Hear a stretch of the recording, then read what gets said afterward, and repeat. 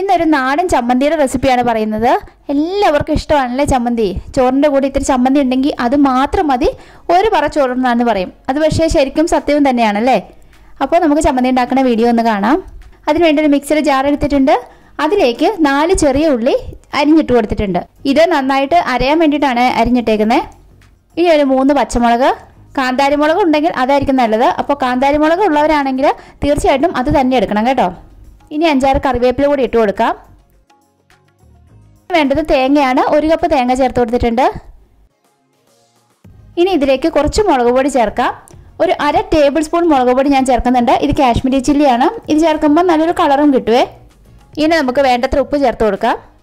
ഇനി വേണ്ടത് പുളിയാണ്. പുളി വെച്ചിട്ടാണ് ഞാൻ അരയ്ക്കുന്നത്. മാങ്ങ വേണ്ടവർക്ക് മാങ്ങ ചേർക്കാം കേട്ടോ.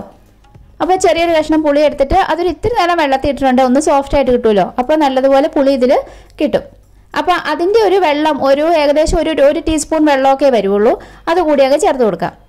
ഇനി നമുക്ക് നല്ലതുപോലെ അരച്ചെടുത്തിട്ട് വരാം. കല്ലിൽ വെച്ചരയ്ക്കാൻ ഇഷ്ടമുള്ളവർക്കാണെങ്കിൽ കല്ലിൽ വെച്ചരയ്ക്കാം കേട്ടോ. ഞാൻ മിക്സിയിൽ തന്നെയാണ് അരയ്ക്കുന്നത്. ഞാൻ അരച്ചെടുത്തിട്ടുണ്ട്. ഇത്രയേ ഉള്ളൂ പണി. ജോലിയാണെങ്കിൽ നല്ല എളുപ്പം, ടേസ്റ്റ് ആണെങ്കിൽ സൂപ്പർ അല്ലേ. ഇപ്പോൾ ഇതിനെപ്പറ്റി പ്രത്യേകിച്ചൊന്നും പറയാനില്ല. ചോറിൻ്റെ കൂടെ തന്നെയാണ് നമ്മൾ കഴിക്കുന്നത്.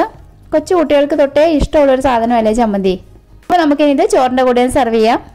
പിന്നെ നമ്മുടെ വീഡിയോ ഇഷ്ടമായെങ്കിൽ ഷെയർ ചെയ്യാൻ മറക്കണ്ട കേട്ടോ. മറ്റുള്ളവർക്ക് കൂടി ഷെയർ ചെയ്ത് കൊടുത്തേക്കണം. അതേപോലെ ഇഷ്ടപ്പെട്ടെങ്കിൽ ലൈക്ക് തരാനും നിങ്ങളുടെ അഭിപ്രായങ്ങളൊക്കെ കമൻസിലൂടെ എന്നെ അറിയിക്കാനും മറക്കരുത്. പിന്നെ ചാനൽ സബ്സ്ക്രൈബ് ചെയ്യാത്തവരാണെങ്കിൽ ഒന്ന് സബ്സ്ക്രൈബ് ചെയ്തേക്കണം. അപ്പോഴേ ഞാനിടുന്ന വീഡിയോ ഒക്കെ നിങ്ങൾക്ക് കിട്ടുകയുള്ളൂ കേട്ടോ. അപ്പോൾ ആ കൂടെ ആ ബെല്ലടിച്ച് വെക്കണം. അതിൽ ഓൾ എന്നൊരു ഓപ്ഷൻ ഉണ്ട്. അപ്പോൾ അത് കൊടുക്കണേ. അപ്പോൾ ഇനി അടുത്ത നല്ലൊരു റെസിപ്പിയിലൂടെ കാണാം.